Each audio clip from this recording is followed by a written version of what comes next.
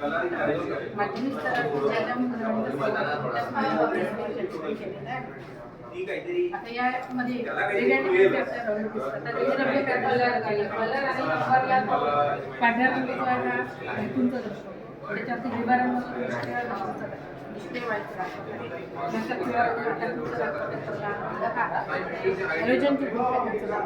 आता या झाडांचं वैशिष्ट्य काय विद्यार्थ्यांना कशा पद्धतीने आपण समजून सांगायचं कारण ही पाठांतराचा विषय आणि सहसायावधी विद्यार्थ्यांच्या अडकतात किंवा त्यांना ते समजत नाही मग कशा पद्धतीने सांगायचं या ठिकाणी आपण काय केलेलं चौवाष्टा प्रत्येकाचा आवडीचा खेळ माध्यमिक स्तराच्या लहान मुलांना या ठिकाणी 4 सोंगट्या आहेत या 4 सोंगट्या जर आपण टाकल्या तर या ठिकाणी आपल्याला ए बी आणि जी अशी 3 अल्फाबेट बनते तर मुलांना सांगायचं की या झाडामधून ए पासून त्या सुरुवात होणाऱ्या मुद्रांची लिस्ट करा जी पासून त्या होणाऱ्या मुद्रांची लिस्ट करा आणि बी पासून होणाऱ्या मुद्रांची लिस्ट करा ते पाहतील मग समजा आपण हे पाहू या ठिकाणी समजा ॲल्युमिनियम त्याला जर मिळालं ॲल्युमिनियमची एक चिठ्ठीपर्यंत त्याची लक्षात येते की ॲल्युमिनियमच्या एका चिठ्ठीवरती ॲल्युमिनियमची संज्ञा दिली आहे त्याचा अनुक्रमांक लिहिलेला आहे लिहिलेला आहे तो कुठल्या संपादनाचा अशा पद्धतीने या सर्व प्रकारचे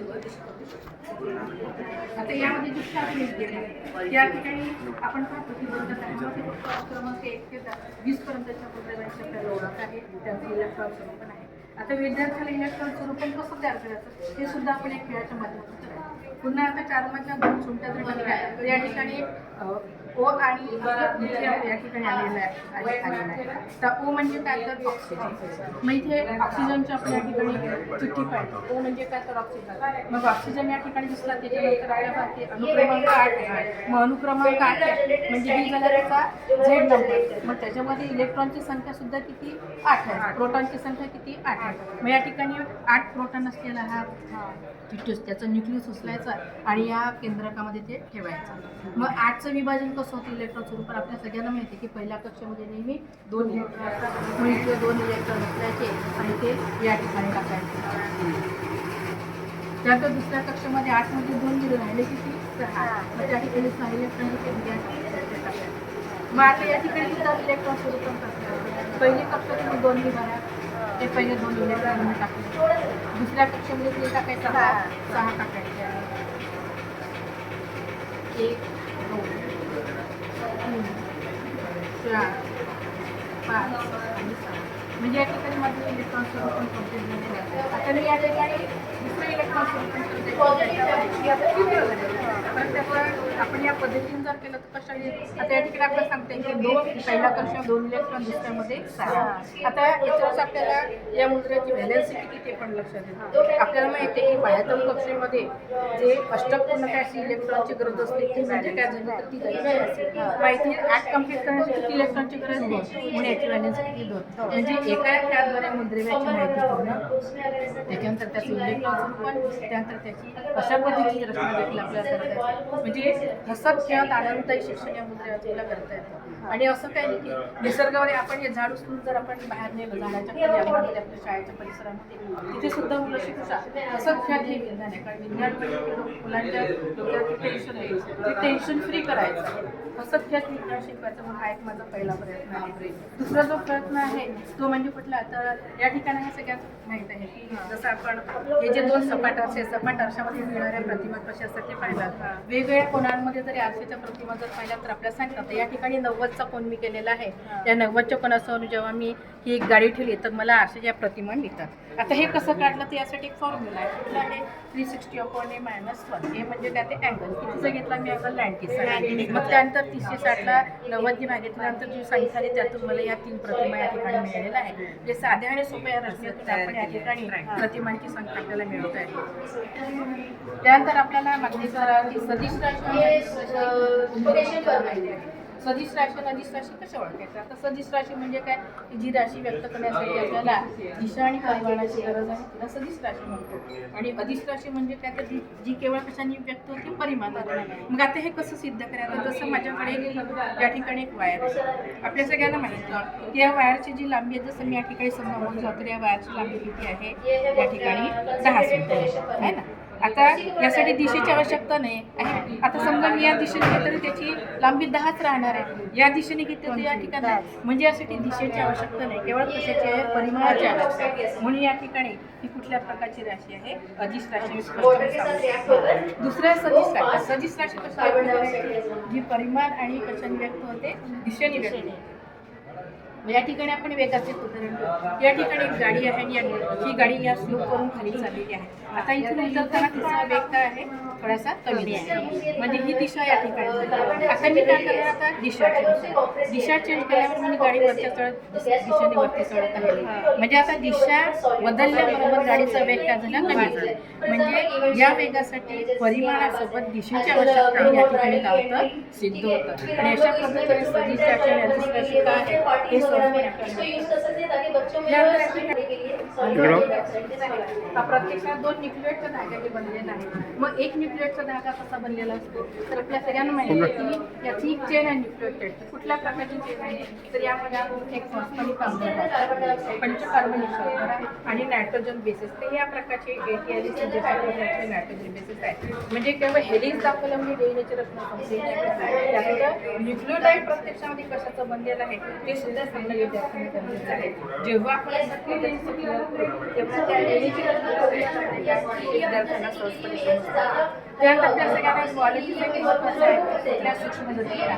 शाळेमध्ये सूक्ष्मदर्शिका आपण शिक्षक पण प्रत्यक्षाने सूक्ष्मदर्शिकेची रचना कशी असायला पाहिजे ते विद्यार्थी जेव्हा स्वतः कमी पैशामध्ये जेव्हा अशा प्रकारचे साधनं घेऊन जेव्हा या ठिकाणी करतील तेव्हा त्यांना सूक्ष्मदर्शिकेची रचना माहीत होते. तर या ठिकाणी आता मी हा लाईट लावलेला आहे. हा लाईट म्हणजे काय की प्रकाशाचा खालून जो प्रकाश असेल तर त्या ठिकाणी आपल्याला या ठिकाणी या स्लाईडवरती जे काय दिसतं ते आपण या ठिकाणी पाहू शकतो. म्हणजे हे पाण्याशिवाय लाईट आवश्यकता आहे. दुसरं एक माझ्याकडे अजून आहे की आपण कुठल्या पण एखाद्या वस्तूचं निरीक्षण करायचं असते, भिंगाची आवश्यकता, भिंगांचा आपण उपयोग करतो. या ठिकाणी विविध प्रकारच्या सूचना मला निरीक्षण जर करायचं असेल, पाठ्यपुस्तकामध्ये 8व्या वर्गाच्या एका खाली सर्व सूक्ष्म लिहिलेले आहे. त्याचं जर वैशिष्ट्य लक्षणं पाहिजे असेल, त्यांचा आकार कसा आहे हे जर पाहिजे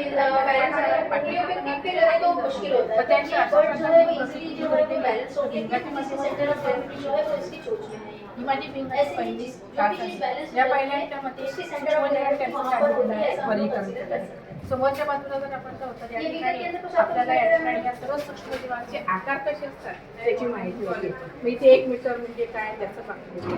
जीवाणूचे वेगवेगळ्या प्रकारचे आकार त्यावर या ठिकाणी आकार कशा पद्धतीत राहते. पुढे ही जीवाणू पेशीची वैशिष्ट्ये त्यामुळे जीवाणू पेशी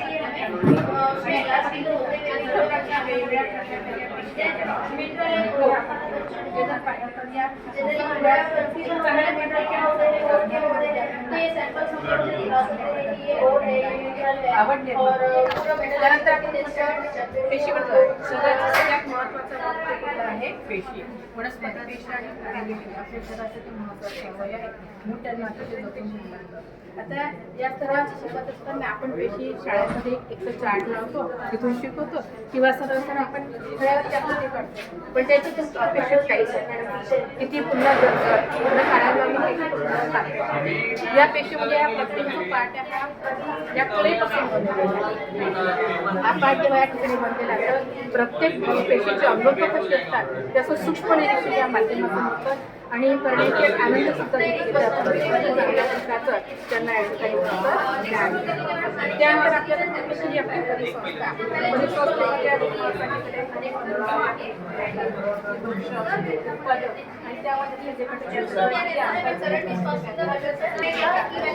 परिसंस्था आता ही अन्नसाखळी ही अशी साखळी ऍक्टिव्ह करण्यासाठी मला या ठिकाणी एक मनोरा मी ऊर्जेचा या ठिकाणी केलेला आहे. हा ऊर्जेचा मनोरा काय दाखवतो या ठिकाणी हा ऍक्टिव्हपणा का तर या ठिकाणी आपण यांना जर हायलाईट जर केलं तर आपल्याला सांगता येतं की या अन्नसाखळीमधल्या ज्या विविध प्रकारच्या ज्या पोषण पातळ्या आहेत वनस्पती म्हणजे ही झाली पहिली पोषण पातळी, शाकाहारी प्राणीची दुसरी पोषण पातळी, मांसाहारी तिसरी पोषण पातळी आणि उभयहारी तिसरी पोषण पातळी. आता हे जे यामध्ये झालेलं आणि या ठिकाणी ऊर्जेचं देखील असतं कसं असतं ऊर्जेचा प्रभाव. तर जे हिरव्या रंगाची वनस्पती 100% सौर ऊर्जा सूर्यापासून ग्रहण करतात आणि प्रत्येक शाखामध्ये तो 1% एनर्जी वरच्या लेवलला आहे. त्या ठिकाणी उत्पादकांना 100% त्यानंतर 1% द्वितीय पक्षकांना मिळते आणि तृतीय पक्षकांना केवळ 0.1% मिळते. म्हणजे जसजसं आपण वरती जाऊ तसं या ऊर्जेचं कमी कमी त्या ठिकाणी आपल्याला आणि या हायलाईट केल्यानंतर एक अट्रॅक्शन त्यानंतर वर्ग 10 प्राणी संपूर्ण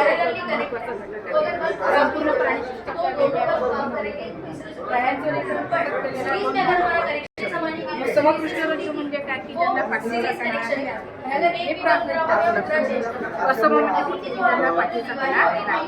या समकृष्ण संघ त्याच्यानंतर याच्यामध्ये वेगळ्या प्रकारचे उपसंघ 3 उपसंघ याच्यामध्ये. पहिला उपसंघ आहे युरोकार्डाचा, दुसरा जो उपसंघ आहे तो आहे सेफेलोकार्डाचा आणि तिसरा जो आहे उपसंघ तो आहे व्हर्टिब्रेट. हे झाल्यानंतर मग आपल्याला या व्हर्टिब्रेटमध्ये ज्यांना पुन्हा 6 वर्गांमध्ये वर्गीकरण केलेलं आहे. पहिला वर्ग कुठला आहे तो आहे चक्रवर्ती, दुसरा वर्ग आहे मत्स्य, त्याच्यानंतर आहे उभयचर, त्याच्यानंतर आहे सरीसृप, त्याच्यानंतर आहे पक्षी आणि सगळ्यात शेवटी सस्तनी. मग आता याचं वैशिष्ट्य काय आहे तर या ठिकाणी वेगळ्या मागच्या बाजूला वेगळ्या आकृत्या दिल्या. या आकृतीमधून आपल्याला प्रत्येक वर्गामध्ये कुठल्या प्रकारचे प्राणी आढळतात त्याचं सांगत आपल्याला माहिती येतं. या ठिकाणी हे वेगळ्या प्रकारचे उभयचर प्राणी, सरीसृप प्राणी, त्याच्यानंतर पक्षी वर्ग आणि सस्तनी वर्ग. म्हणजे केवळ पाठ्यपुस्तकामध्ये जे काही गोष्टी दिलेल्या आहेत तेच पाठवतात गोष्टी वेगळ्या पद्धतीने असमज या पद्धतीने तशा प्रकारचे तिथे सुद्धा वेगळ्या प्रकारच्या या ठिकाणी आपण दर्शवले. त्यानंतर ही वेगळ्या प्रकारची दिवसा आणि रात्री विशेष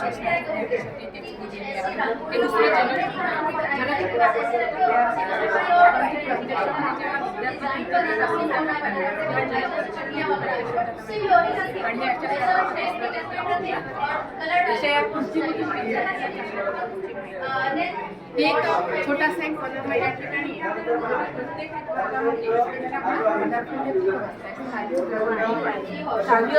पदार्थाची जी परिस्थिती अत्यंत एकमेकांच्या जवळ असतात तर ती कशी असते त्या चाकूच्या माध्यमातून आणि हे स्थायी पदार्थ. दुसरा जो पदार्थ आहे तो आहे द्रव पदार्थ. द्रवामध्ये स्थायी पदार्थ कणांची रचना कशी वेगळी राहते. त्या ठिकाणी हे पाणी लागलेलं आहे आणि वायू जर असेल तर म्हणजे छोट्या चाकूद्वारे पदार्थांच्या रचनांमध्ये असलेल्या कणांची रचना असते. तर साध्या छोट्या कृतीमधून विद्यार्थ्यांच्या कृतीतून आपल्याला सहजपणे लक्षात. त्यानंतर या ठिकाणी आहे फुलाची रचना. आपल्या सगळ्यांना माहिती आहे की फुलं जी असतात त्या फुलांमध्ये 2 प्रकारच्या परागणात केले आहेत. परागण म्हणजे काय की एका फुलावरचे जे परागण आहे दुसऱ्या फुलाच्या कुक्षीवर टिपणे त्याला आपण परागण. परागण 2 प्रकारचं आहे. स्वपरागण म्हणजे एकाच झाडावरच्या फुलावरचे एका फुलावरचे दुसऱ्या झाडाच्या फुलावरती त्याच झाडाच्या जर परागण प्रसिद्धीला स्वपरागण म्हणायचं आणि एका झाडाची दुसऱ्या झाडावर चित्रपट असेल त्याला काय म्हणायचं परपरागण. तर या पद्धतीनं आपल्याला या ठिकाणी स्वपरागण आणि परपरागण दाखवता येतात. आणि एकदा परागण झालं की त्या ठिकाणी का आता या फुलाच्या परागण वृक्षवरती रुजतात. नंतर एक परागनलिका तयार होते. या परागनलिकेतून जे 2 कुयुग्मक 2 पेशी या ठिकाणी होतात. या कुयुग्मक या भ्रूणकोशामधून जाऊन त्याला फोडतात आणि त्यानंतर यामध्ये असलेल्या ज्या अंडपेशी आहेत त्या अंडपेशीचे एक कुयुग्मक संयुग होतो आणि दुसऱ्या ध्रुवीय केंद्रकाशी संयुग होतो. त्याच्यामधून अशा प्रकारचे बिजांड आणि फळाची या ठिकाणी म्हणजे या छोट्याशा कृतीमुळे आपल्याला या पद्धतीने आपल्या स्वपरागण आणि फळांची जे ते सांगतात. एक प्रोजेक्टरमधून या ठिकाणी आपल्याला वेगवेगळ्या कृती दाखवतात. जशी की एक आहे मानवी चेतापेशी. आपण सांगतो की मानवी चेतापेशीची रचना आपण प्रत्यक्षात आपण दाखवली आहे. पण चेतापेशी कशा पद्धतीने आपल्या सगळ्या ती सर्व भागांकडून काय करते संदेश ग्रहण करते आणि ती काय करते समोर लाईट बंद. जी चेताशक्ती आणि काय अक्षतंतूतून हा संदेश समोर जातो आणि समोरच्या पिशला म्हणजे संदेशाचं वहन कसं होतं हे प्रकाशाच्या माध्यमातून आपल्याला सहजपणे सांगता येतं आणि विद्यार्थ्यांच्या आयडियाज क्लिअर होतात. अतिशय साधं सोपं उपकरण आहे, कुठल्याही प्रकारच्या ठिकाणी कर्सर आहे, फक्त एक केवळ लाईट लावला की केवळ प्रकाशाच्या आधाराने आपण या वेगवेगळ्या स्लाईडच्या माध्यमातून आपलं स्पष्टीकरण करतात. आणि सत्य शेवटी आपल्याला जे आहे की हा मानवाचा विषय आहे. आपण किती जरी विज्ञान चंद्र वेगळ्या त्या ठिकाणी आपण त्या ठिकाणी सौरमंडळ आणि हा मानवी क्रांतीचा इतिहास आणि एवढी जेवढा जरी आपण विज्ञान तरी शेवटी एक मुद्दा आपल्या ठिकाणी शिल्लक होतो तो म्हणजे काय तर ज्या पृथ्वीवरती आपण राहतो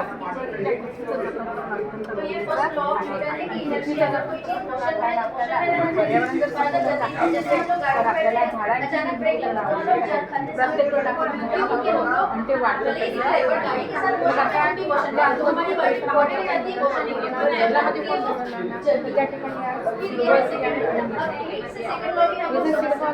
पावसाच्या सुरुवातीला माळराना जेव्हा संक्रांत जातो किंवा पुढे जातो तेव्हा त्यांच्या ठिकाणी पावसाच्या पाण्यामध्ये त्यांच्या जमिनीमध्ये आणि भुजान करतो आणि वीज अंकुरण वीजेचं अंकुरण झालं तर